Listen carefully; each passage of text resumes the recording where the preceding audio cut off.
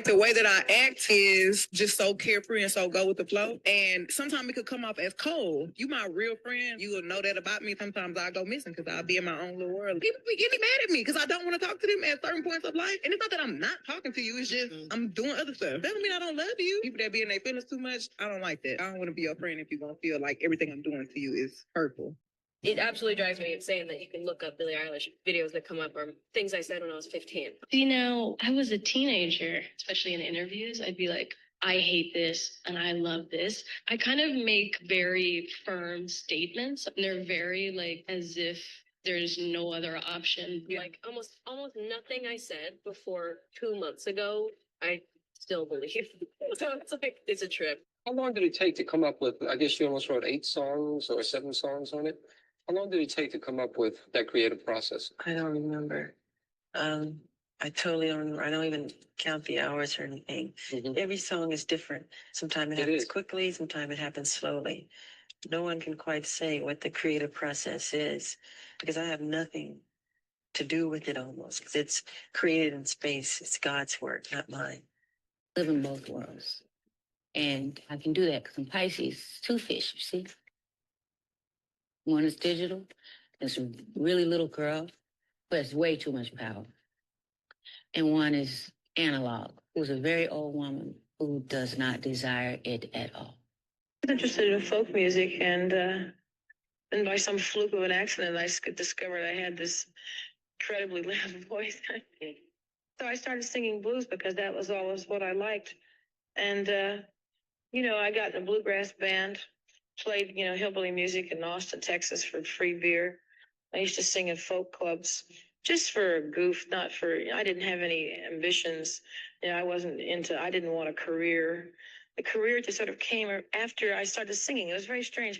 I got in the band just because they were my friends, and the scene that was happening was all my scene and my people. It was a familial thing. I didn't set out to be a singer. That came after I was already a singer. And when I got to Cambridge, they told me I'd done everything wrong. The chimps being given names, and that wasn't scientific. They should have had numbers. And I couldn't talk about their vivid personalities. I couldn't talk about their obvious minds and capability of thinking. And I absolutely shouldn't talk about them having emotions, because those were all unique to us. But fortunately, I'd learned during childhood from my dog that wasn't true. Animals do have personalities, minds, and feelings. Do you prefer real or fake, or you don't trip off of it? I mean, everybody, like, natural is like a unicorn right now, Yeah. So it's just like, I like what likes me. I heard that. Yeah. I must say everything right. What likes me. You know what I'm saying? It's true. You don't have to suffer to show suffering. You don't have to be filled with turmoil to show turmoil. Have it in the story. I don't know what goes on in artists' heads, but I think all the great artists loved working. A lot of people say, well, suffering is good for art. Look at Van Gogh, they say. And I say, let's take a look at Van Gogh. Van Gogh didn't go out painting because he hated it, or he was suffering. The only time he was happy probably was when he was painting. He painted because he loved to paint. And the rest of his life was pretty miserable. He didn't sell anything. He was broke. A lot of times he's probably really hungry. It's just common sense. Suffering reduces. It's the enemy. Negativity is the enemy of creativity. It's common sense. If someone is depressed, they say they don't even feel like getting out of bed, let alone working. Hello, welcome to House of Enneagram, your place to get all of your Enneagram wisdom and thoughts and ideas and opinions. So today I thought I'd continue my, what would you call it, lecturing episodes, Kristen's Corner, of things that I just rant about. And today is the start of a shadow series that I would like to go through the shadows of each type. Shadow work's quite a common thing that people are into and are curious about understanding, and I think that knowing the types intimately is a great way to help with that. So I have a presentation put together that I'm sure everyone will enjoy. Okay, shadow series, starting with type 9. It's the easiest to start with. I mean, this is kind of just like how it goes. Maybe I'll go through the attachment types first or something. I'm not sure exactly how I want to set it up, but I figured I'd start with type 9. Type 9, I feel like you just can't even talk enough about type 9. Everyone knows a 9. Everyone usually is a 9.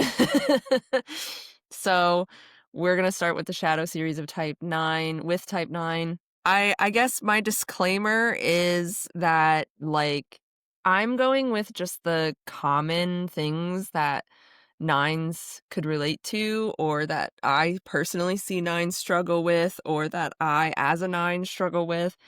The commonalities, the common threads that pull all the 9s together in the realm of shadow. And I think shadow is not something you can just give a few examples of and then you get it conceptually. It's something you have to live through. It's something that you have to understand on an embodied and experiential level. As I'm sure everyone has to a degree that's into the Enneagram and personality types. And so I think then everyone knows that your shadow is going to be heavily shaped by personal experiences. So, like your upbringing and your school and your family and your friends and your partners and like your entire history. I'm a social type. I understand the importance of social personhood and makeup. So, the disclaimer here is that this episode is in by no means a perfect description of all the shadows encompassing 9. Like every 9 is going to be particular, everyone's fixes, and instinct stacking is going to flavor the shadow. And I think if you even have a 9 fix, this might be something that you'd be interested in seeing within yourself. So if you're a 9 and you're watching this, great. If you have a 9 fix, great. I am also going to go over the collective's shadows of 9. So anybody watching this, great.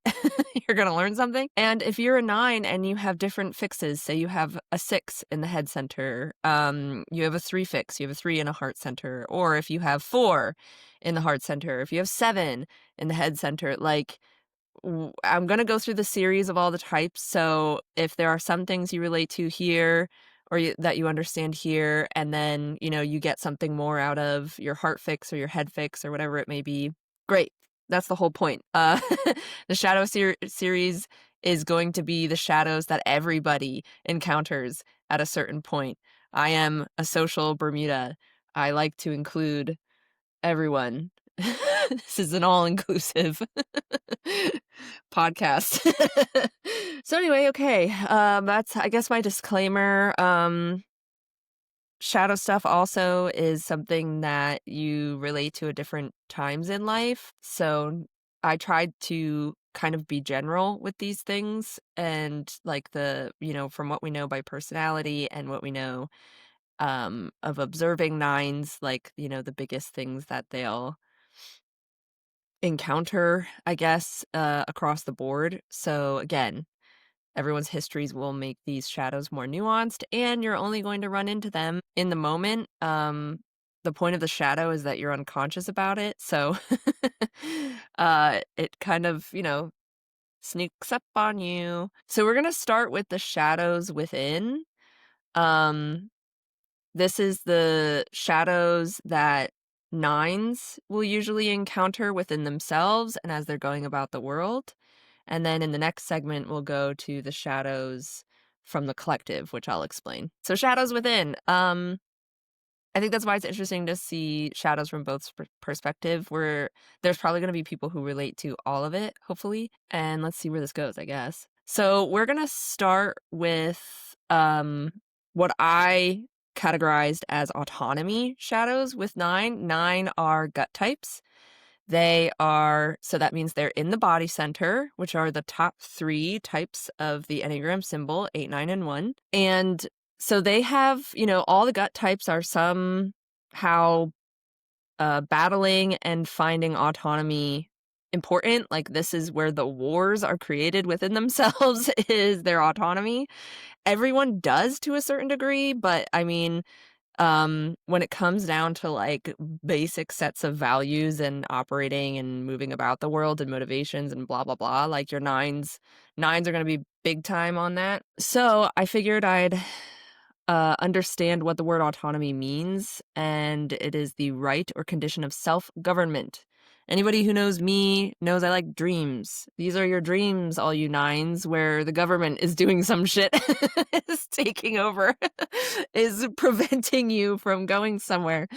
It's the authorities coming.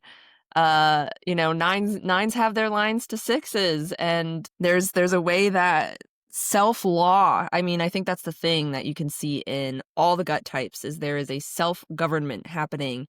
What are their laws? What are their beliefs? What are they being driven by? Like, the life force is the thing that has some kind of order to itself, that it is moving in some kind of flow of desire, overlapping the sexual instinct. It is, the body is the realm of desire. I move towards something because I desire it, or I don't. Like, it is within my understanding. So this is, everyone's gut is doing this, and so it's good to understand it. So yeah, it comes from the Greek word for having its own laws, so self-law, self-government.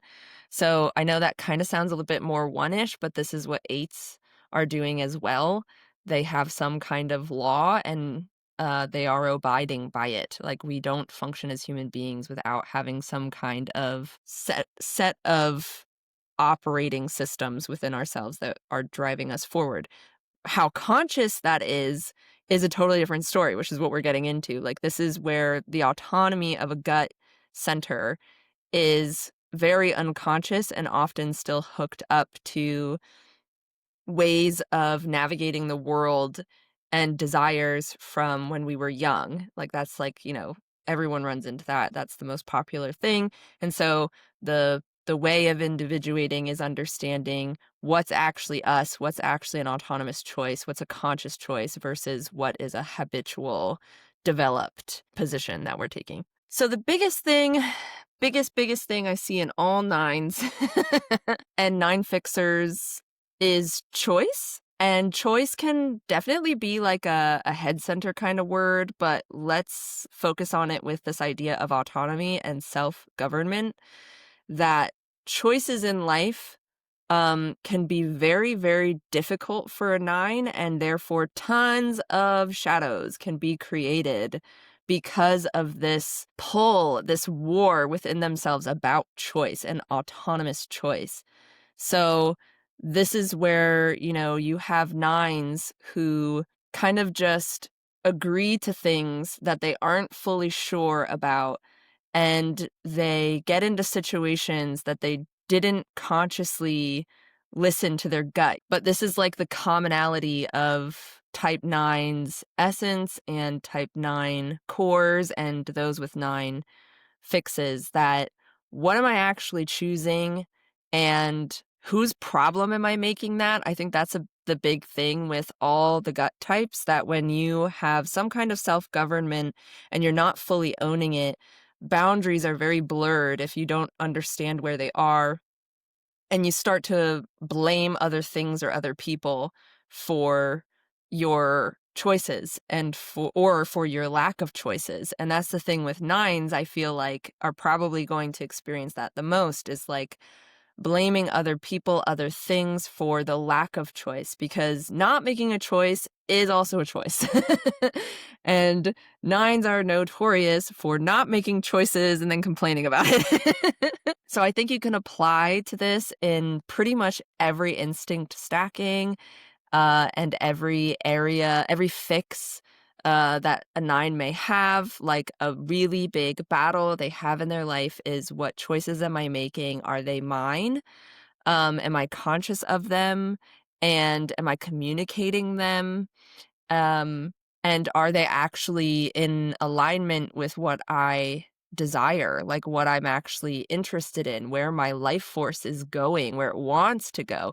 That's where you get that sleepy 9, whatever. Yeah, I guess we'll kind of try to keep these a little bit simple and broad so that people can kind of apply them to their life in more specific ways. Another thing I would say too about choice is that, like, also when you don't choose consciously, you're kind of having a path chosen for you in a way, like, and it can seem like fated, that, oh, look at this, I'm doing this now. And it's like not choosing means it kind of just gets laid out for you. Everyone else is either making your choice, other systems are making your choice. And that doesn't mean like, there's the perfect, like, I chose everything in my life. Of course, we don't fully always choose everything in our life, but at the same time, um, being committed to what is given to you, or knowing that this is like real, this is something that you are participating in that is life-giving back to you, like, that's important. Going with the flow.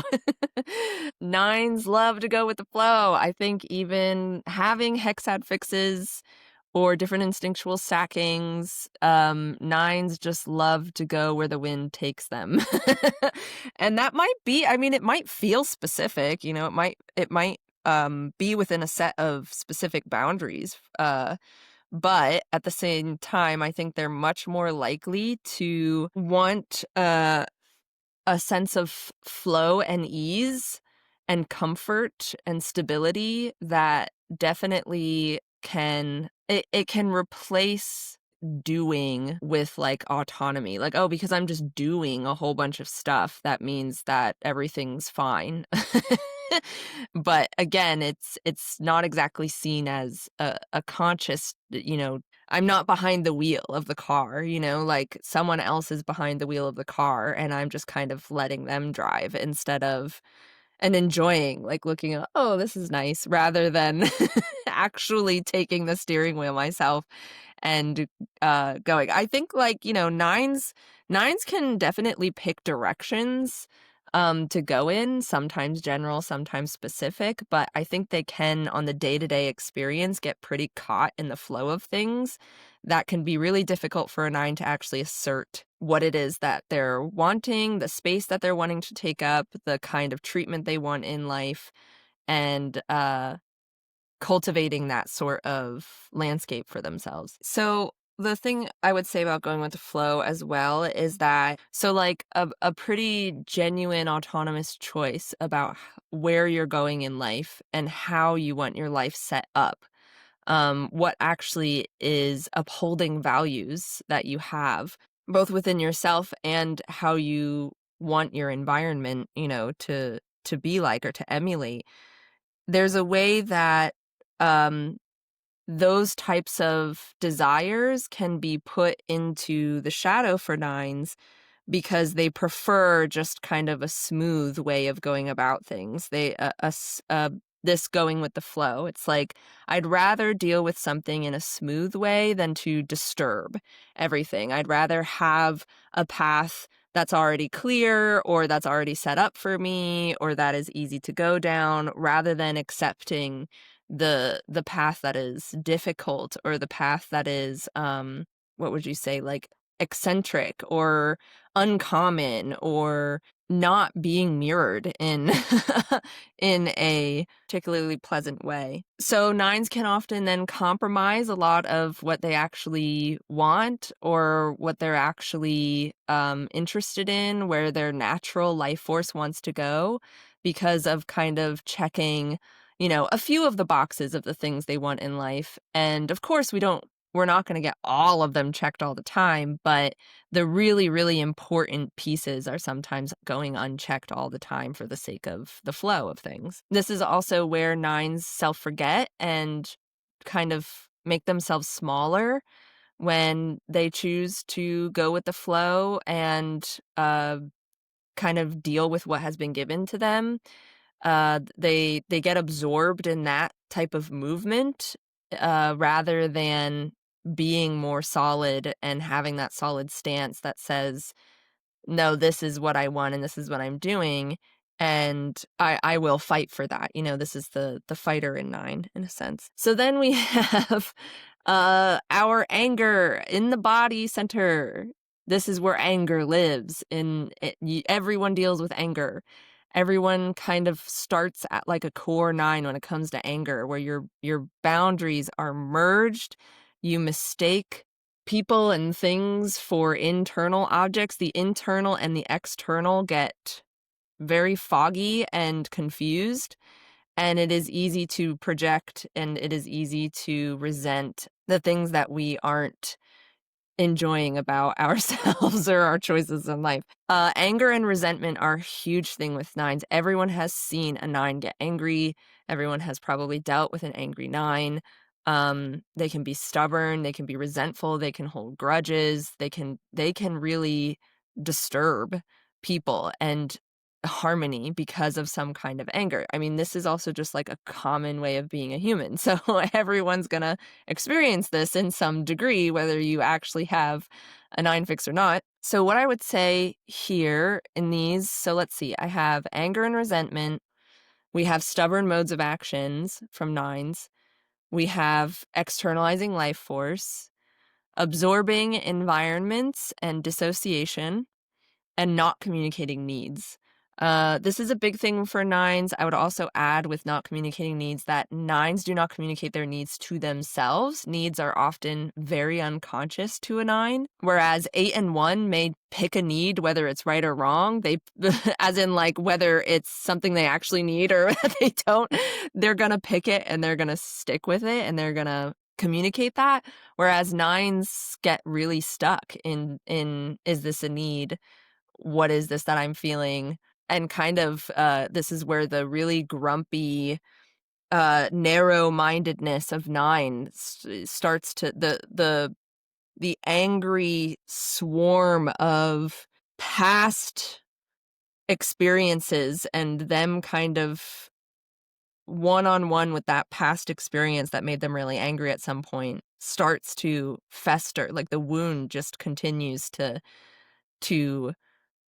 grow in this 9, I guess, or to cause pain in a 9, and a 9 fixer. So, 9s often have preferences and demands, but like they try to achieve them indirectly rather than directly. And this is where like externalizing life force, absorbing your environment, dissociation, stubbornness, like this is where, when a 9 is not confronting something within themselves, what they want, a preference, a something that they actually want from another person, some kind of direction in life that they aren't valuing, and yet, or they're not choosing even though they're valuing it. 9 and 9 gut can then buy into what is more universally agreed upon and what is more like normal in the sense of like, okay, you have to do this in life and then you go here in life and then you do that thing in life. Like it is externalizing the life force. The path has already been set up for me.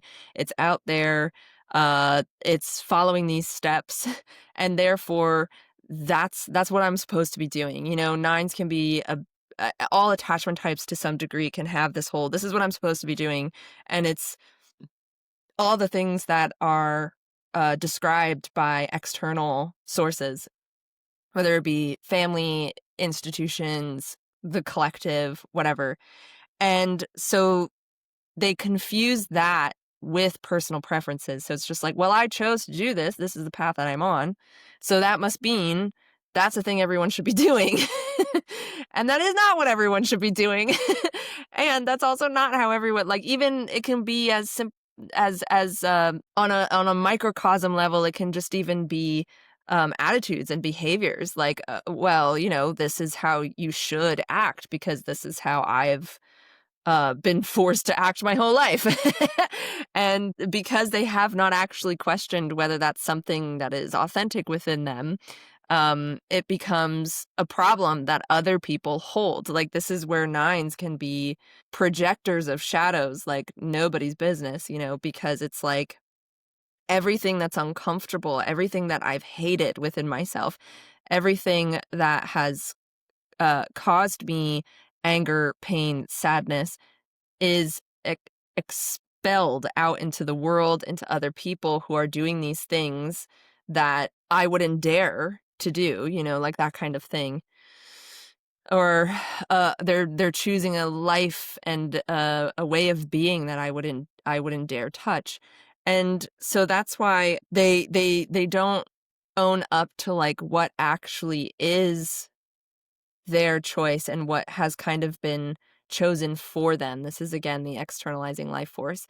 And I do believe that, yeah, like every type might have this in some degree. But nines, I think you can see it the most and the loudest. That's because they are absorbing their environment, they're dissociating themselves from it. You know, that whole like inner child kind of thing where it's too threatening to be big and to be yourself, whatever that may look like, even if it's something as simple as being a fucking asshole, being rude and being mean. Like that's allowed to be parts of yourself as a human being, and nines can really self-forget those parts and not agree with them or hate them, resent them because of some way that in life that part of themselves has been unloved in that way, you know, not held correctly, that kind of thing. So yeah, this can make a stubbornness. This can have nines be more entranced, possessed by the things that have been put on them. And so a lot of the times anger in a nine is really trying to shed that layer of being that is not their own, you know, and it can definitely be projected on other people first, but hopefully at some point the nine learns that that is the shadows of themselves that they're kind of contending with. Same way that sixes can find a viewpoint and kind of dig in on it, nines can also find a mode of action and stubbornly refuse to shift from it, even if it's causing them misery and problems. And again, I think that's because it's very hard for nines to understand what's mine versus what have I taken on.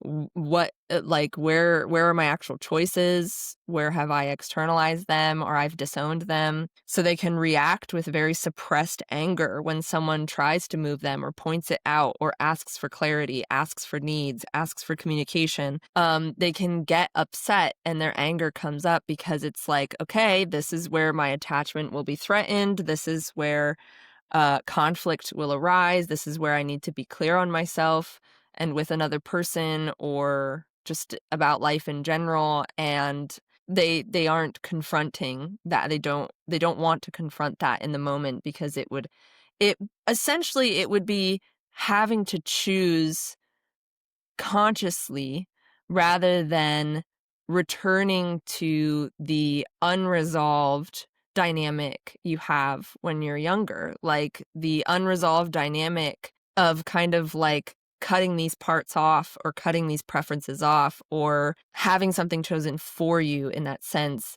is how how your like performance as a person is either judged or praised or whatever. And so a nine's just going to kind of keep doing its habitual movements rather than allowing the autonomy of the body and the nervous system to develop its own path that is not judged on the way that it's performing and the way that it's moving towards something old. It's trying to get towards something new and something more mature and beneficial for the whole body of the person. So then my second grouping of shadows for the type 9 within is through character. So character, a stamping tool. From the early sense, distinctive mark, arose, token, feature, or trait. And from this, a description, especially of a person's qualities, giving rise to distinguishing qualities. So these are the distinguishing qualities that 9 carries in their character. And so the description is the mental and moral qualities distinctive to an individual. So 9s have a particular character. This is like what we see when we're typing them objectively in celebrities, in typing videos, blah, blah, blah, that this group does. Your character is those distinctive qualities that are often shaped both by collective preferences and personal preferences, and kind of just like your essential nature and your being. I feel like your character kind of exists there. So these are the character shadows that 9s would typically face. Nostalgia, romanticizing, and externalizing their identity. So we've already talked about externalizing like self-government and autonomy. 9s can also externalize their identity. They have a line to 3. So there's a way that whether or not it's like something, they take on, like say a 9 with a 3 fix is going to still have that line to 3. So they're still taking on a character of some kind or character traits of some kind. And a 3 fix might enjoy them, might try really hard to uphold them or to have them praised or whatever.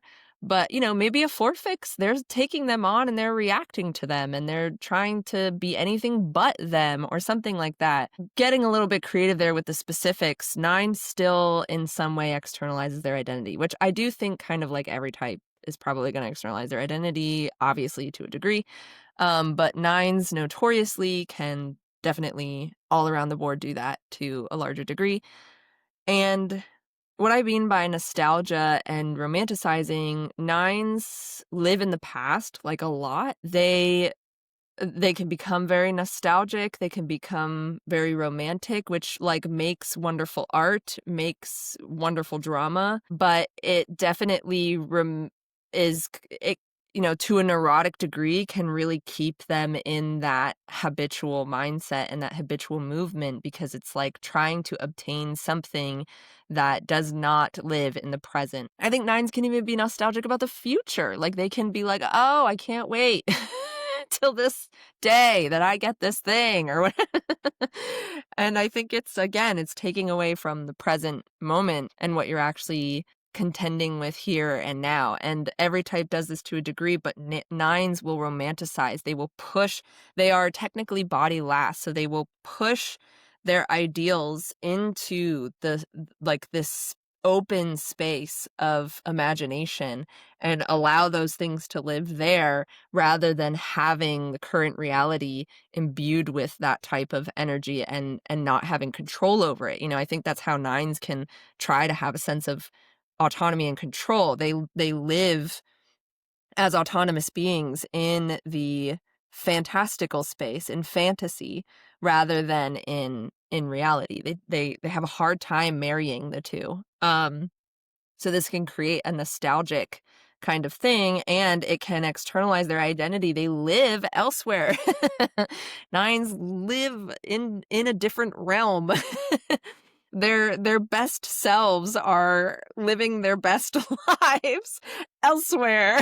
This is the dissociation of the 9. So yeah, then they can really not understand what they're actually capable of and then what they're actually wanting. It's another way to kind of just divorce themselves from what's happening now, making decisions now, living in the present, and kind of being with the body and the natural rhythms of the body. They really, this is where you can get 9s who might not identify with like wanting things calm and safe and secure and comfortable, because it's like, ooh, what if I did that? Like, let me push my body to do this thing, to have this discipline, to experience something. 9s love experiencing things, but it's always coming into this relationship with an ideal or a fantasy or a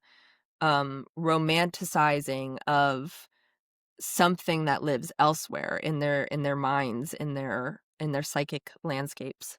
A big thing too in Nine's character that can become shadows, pearls before swine. Nines love just like giving themselves away to everybody and giving all the things that they find valuable and interesting and their deepest selves. They're just like, here you go to everyone. Not everybody's gonna appreciate that. I think it could create really resentful shadows. I think, I see a lot of self-prosocial nines with social middle that definitely have this where they are okay with social harmony and therefore, or I guess like they care about social harmony and give away lots of parts of themselves that people aren't valuing. I think this is where you get the really like romantic, depressed poet of Nine that's just like nobody understands me because they are giving away so much of themselves to experience nobody understanding them. So understanding what nines really actually want to give and how they want to be valued and how they want to be held, I don't think it's a negative thing to really be cautious or conscious of what you're giving to people and how they're holding it and developing that trust in a way. So nines can project their own potential and the hopes around onto the people that are around them. So they see others as being better or more autonomous than they actually are. And again, nines can just notoriously make themselves smaller than everybody else. So I think this is pretty common for nines. I mean, you're going to definitely have those like more conceited nines who think they're better than everyone else, but oftentimes that does come with some kind of hierarchy of value. Again, another maybe way that nines line to 3 can show up. I think potentials and hopes, I paired it with true value and projected uniqueness because I think that is something that nines definitely do, is that they project where their actual value is and their actual uniqueness. This is the notorious nines making people out to be a lot better than they are. They see the silver lining of people who actually don't really have the nine's best interest at heart. And so that puts the nine's true value into the shadow. It can be another form of self-forgetting.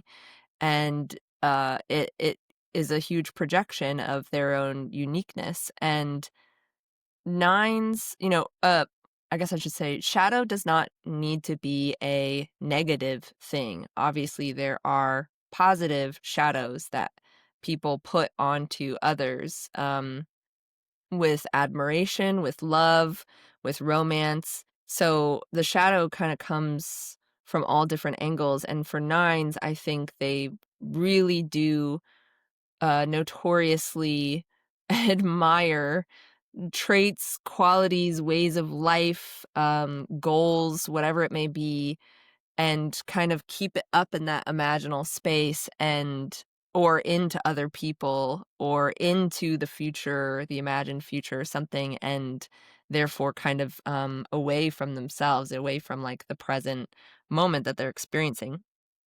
I found this one quote by Marie-Louise von Franz I thought was really interesting to kind of go with this idea that she says, she probably was a 9, I would say a 9-wing 1. A lot of Jungians, I think, are probably 9s, 6s and 9s. She said, following your own star means isolation, not knowing where to go, having to find out a completely new way for yourself instead of just going on the trodden path everybody else runs along.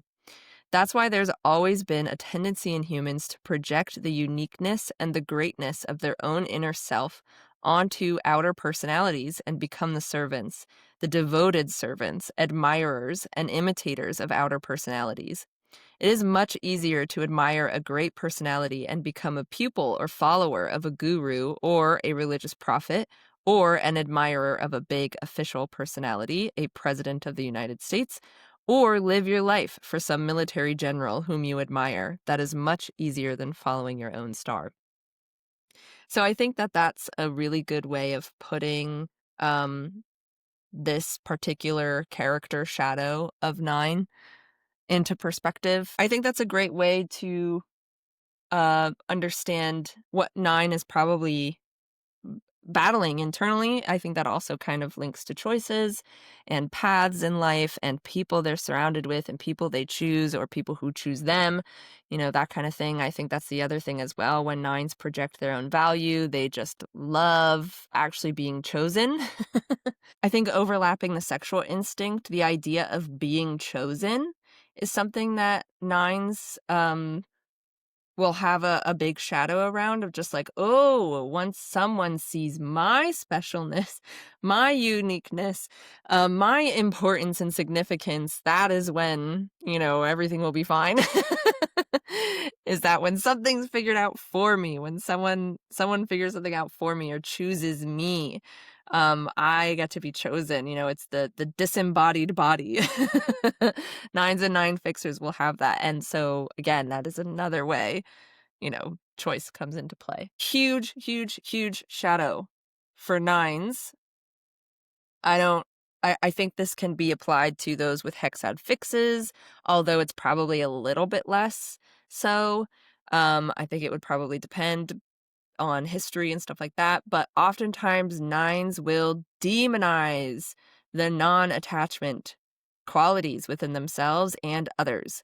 So the behaviors and the attitudes and the actions that are not trying to attach in the gut, not trying to attach with others or with something that's like a path in life or a way of being or a future goal or something like that. They demonize the parts of themselves that are not moving towards something that has been pre-approved, that has been decided, that has been agreed upon, that has been universalized. And so this can be where 9s get pretty harsh on themselves and other people about when these traits come up or when they're exhibiting these traits either within themselves or they're interacting with it.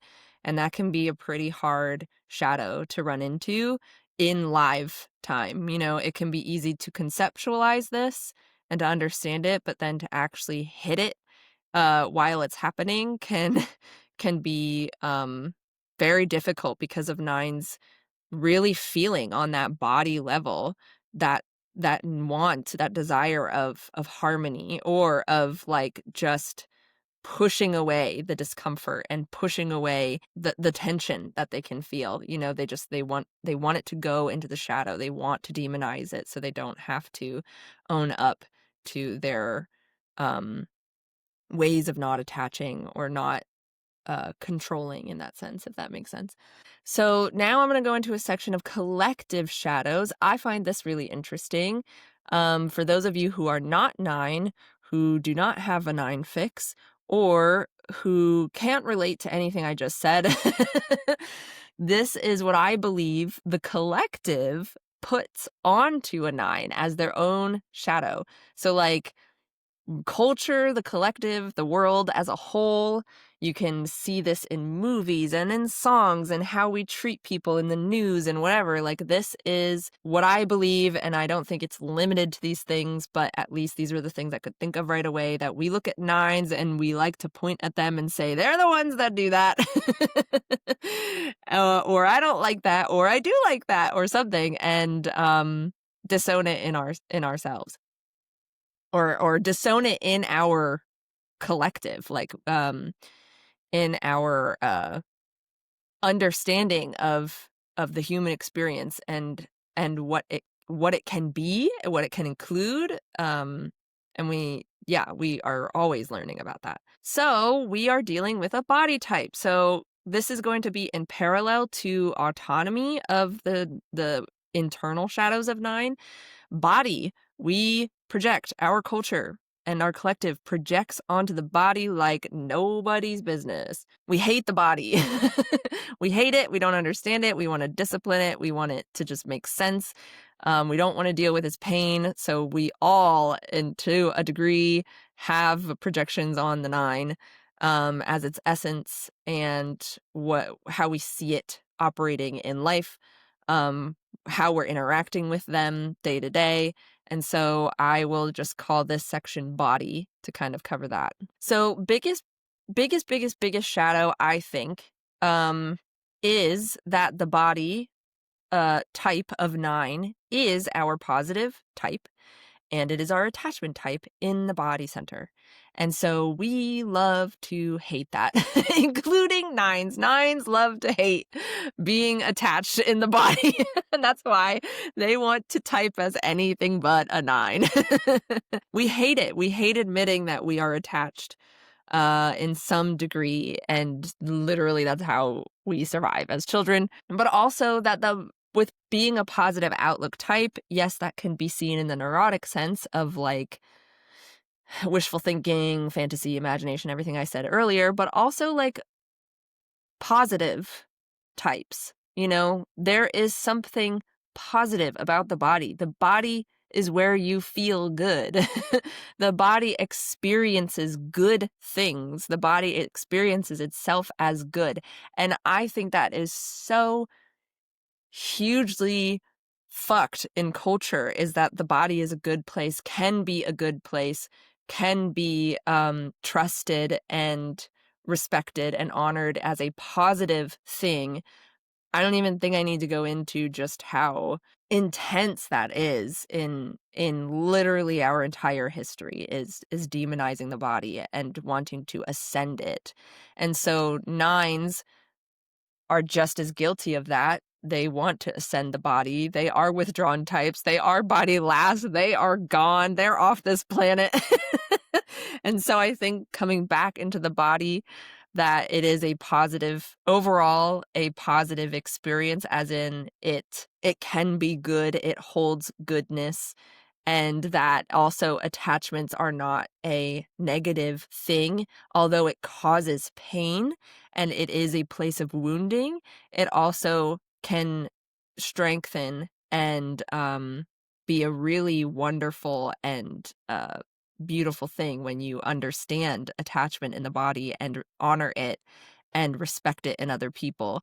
That is where the holding the tensions of the opposites comes in, of like 9 really being that centerpiece to hold 1 and 8, the chaos of 8 and the order of 1, just kind of, or the control 2 of 1, being able to hold that space. So holding space, being a listener, the no ego kind of thing, like 9s can be neurotic about that for sure, but like there is quite a wonderful thing about being able to hold space, to being able to acknowledge another and their complexities and not judge that, and listen. And 9s are fantastic, can be fantastic at this, and putting their ego to the side and experiencing the expansiveness of human, the human experience.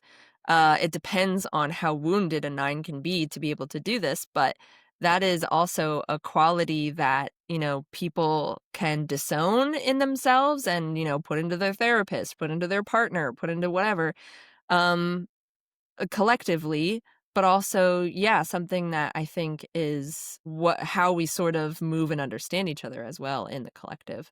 Asleep, numb, lazy. We love to say that 9s are lazy and they're sleepy and they're just numb to life. But it's that thing where, like, you know, being in the body center being associated with sensation, we're all cut off from sensation to unprecedented levels.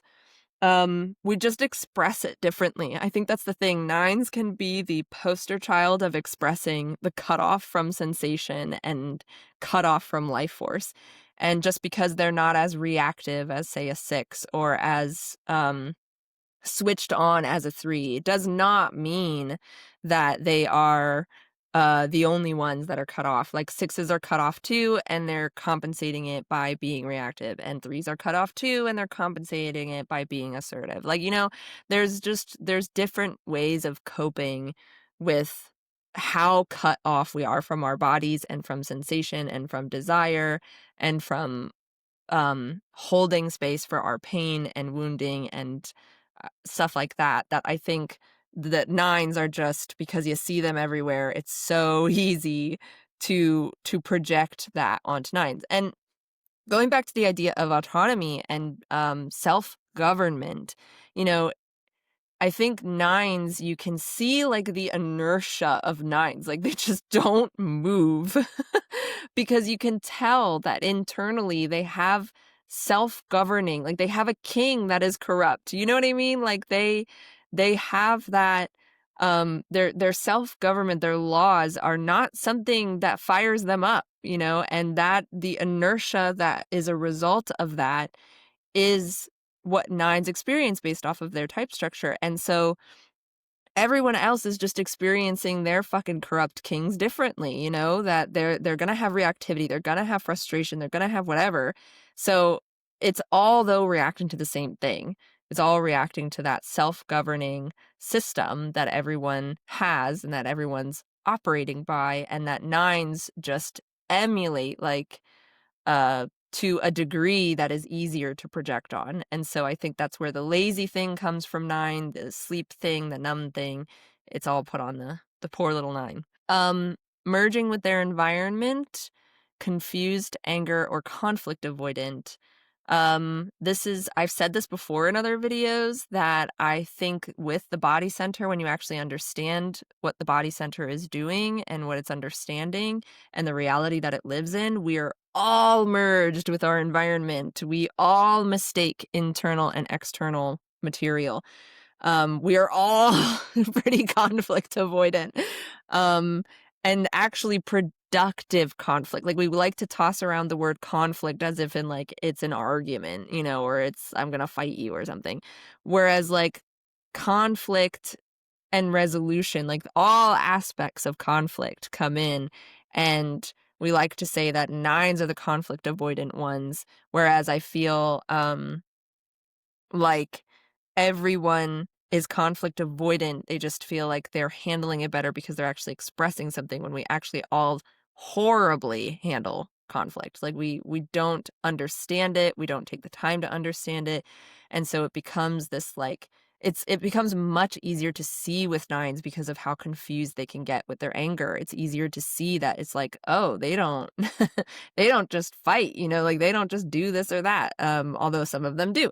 But like they have more of a um internal push and pull with what they're trying to how they're trying to handle their anger, because I think that that complexity lives in them of just like it gets projected outwards, but also it remains inwards, and this just like constant um confusion and merged state is something that I think nines show a lot more, but everybody deals with in different ways. The other grouping is personhood. This can overlap, be parallel to character. So personhood is something we all need to acknowledge in culture, and I think is one of a really big thing that is is very wounded and damaged in our culture, and it is just like the core of being an individual, and we love to just cut up individuals and attribute things into categories that are uh, to our own bias and stuff like that. So this is the personhood that the culture projects onto nines that can be often a large shadow. We like to think that nines are victims, that they're helpless, that they're sensitive.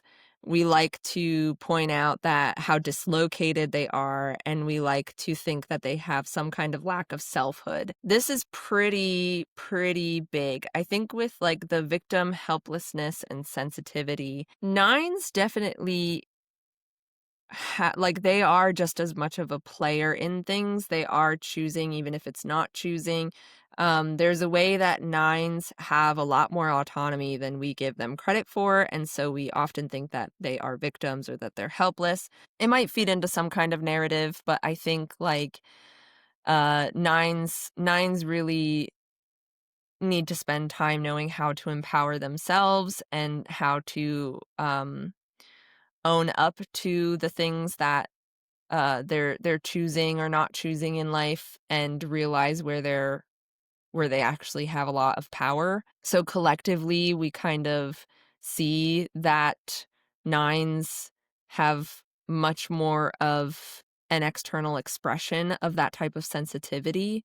And I think everyone does initially have that sensitivity, and then their type structure just becomes a coping mechanism for that sensitivity. Whereas nines, I feel like, do kind of get left out into an open exposed field, and everyone gets to see how sensitive they are in such a way that the other types have a different way of coping. It's also the thing with being sensitive. This also goes back to like merging with the environment. It actually shows how we are impacted by our environment. We're actually being impacted, like we're actually taking something in and not knowing what to do with that, and being confused and kind of grappling with like, what do I do when I'm impacted and I understand the implications of impacting another or impacting something else or impacting the world. Like there's ways that other types, again, just have different coping mechanisms for that, and they don't often want to admit that they were impacted. Other types and the collective love to project that nines are dislocated and don't know who they are, mainly because they are not understanding their own lack of selfhood. So like in reality, a nine's selfhood can simply be more encompassing than another rather than a narrowing type. Like another type, say with 4 or with 5 or 8 or something like that, that they are more narrow in their understanding of selfhood. You think of the hexad types as kind of like the fragmented types, and they like to project that nines are, they lack selfhood. They don't have a location, when really it's like 9 is the ability to hold many different things. Lots of actors and musicians and artists and creatives are nines, because the ability to feel selfhood, personhood as a large, expansive thing does not mean that you're lost. It can mean that you're lost, but oftentimes when the collective's projecting that onto a 9, they're thinking that it's not a actual authentic representation of selfhood,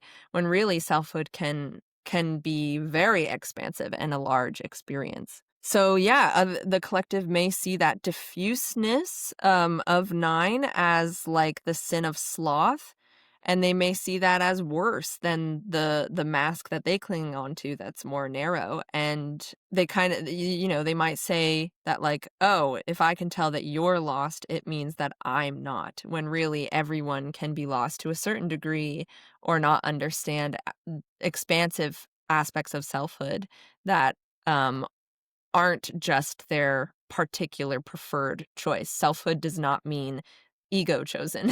Personhood does not mean ego. It is lots of different aspects of self. Okay, so then other shadows that are put onto 9 that are kind of similar to what I've been saying, but the collective likes to see 9s as delusional, as fantastical, as imaginal, have their head in the clouds kinds of things. We like to project on withdrawn stances. Like we like to think that, again, withdrawn means that you're dislocated, that you don't have a concept of self, that you're lost, that you're not present or engaged, or that you have hidden intentions too, that you're not being honest with yourself or with other people. And while all of those things may be true for a lot of 9s, it's also a way that the collective can disown their own delusional and withdrawn and hidden natures. And I think these are all ways that 9s try to understand themselves in reality, and to actually like fill their internal cup. Like withdrawn really needs some kind of source, like needs to take back and fill an internal source and fill their relationship to some kind of way of feeding the self. And a lot of the times there can be other types or the collective that can attack that and not understand its purpose, or not understand that it's a beneficial thing, that it's a regenerative thing, and that fantasy or the imaginal space is a creative space. Like, of course, 9s don't understand that in themselves sometimes, but also like this is where again, filling that cup, being fed by something that is Non-material, I think, is something that people don't understand or don't see the ways that that actually is a positive thing in the development spiritually of soul, of heart space, and overall well-being of a person. And then harmony. We love to shit on harmony, including nines. Including nines with other fixes or something like that. Harmony is actually something that just like it fucking works, you know? Like it's cooperative. We want it at the end of the day. We want to like have a secure sense of self and relationships and understanding of things and comfort and stuff like that. And nines like to disown this quality in themselves, and that's what they actually want, depending on what kinds of narratives they've taken on by other people, but also the collective themselves. Just they think it's you know, life is tough and life is hard, and sure it is, but that also does not dismiss the fact that we as human beings like would like cooperation and harmony. Like we do have choices. We are not a bunch of animals left to eat each other. So there is like, I think, in, you know, a muscle in every human that does at the end of the day want some kind of sense of harmony, whether it be in their workplace or whether it be in their path on life, on their path in life, whether it be with friends, whether it be with family, like that you want that sense of harmony. And that you actually, a lot of your life force will go to that, you know, that will go to making sure things are running smoothly, you know. So I think that nines can be a great way to project that hatred of harmony. So that's essentially how I'm going to set up this shadow series. I'm going to look at the shadows internally that a type will deal with and the shadows that are externally put on them by the collective.